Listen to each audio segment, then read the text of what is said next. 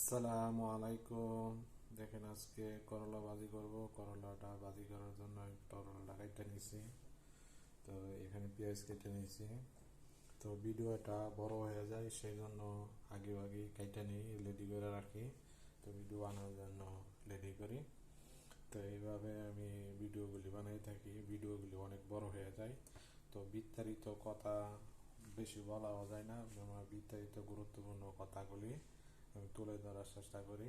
আর প্রতিদিনই ভিডিও একটা না একটা বানাইতে হয়। তো সেই জন্য নিয়মিত ভিডিও আপলোড দিয়ে থাকি আমার পেজে। তো পেজে আপনারা একটু ফলো করবেন, একটু লাইক শেয়ার করবেন, আমার ভিডিওটা কন্টিনিউ দেখেন। তো শিখতে পারবেন, এভাবে বাজি করতে পারবেন প্রবাসী ভাইয়েরা। তো মূল ভিডিও শুরু করা যাক। আমি এখানে কড়াইতে আমি বাজি করব করলাটা। আমি প্রথমত তেল দিয়ে নিতেছি পরিমাণ মতে। করলা পাক করবো হলো কুসা দিয়া, এটা হলো কুসা, এখানে আরবিয়ানটা বলে কুসা। এখানে আমি কুসাটা চুলাই নিছি। আমি তেলটা গরম করে নিছি। আমি পেঁয়াজটা আর মরিচটা দিয়ে নিছি।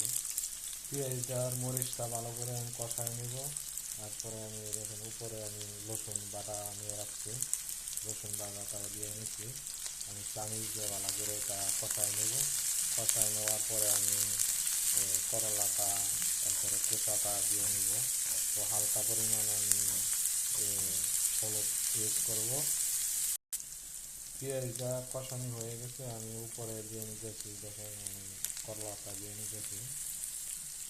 এখানে কুচাটা আমি কাইটা নিয়েছি ছোটো ছোটো করে। কুচাটাও এটার উপরে আমি দিয়ে নিতেছি। কুচাটার উপরে আমি লবণ নিয়ে নিচ্ছি পরিমাণ মতো, সেটা লবণ দিয়ে নিতেছি। পরে দেখেন আমি হলুদটা দিয়ে নিতেছি উপরে।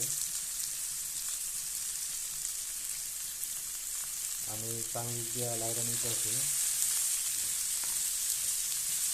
চামিচ দিয়ে লাইরা একটু ঢাকনি দিয়ে ঢাকা দিব। তো আস্তে করে চুলাটা ডিপ করে রাখবো।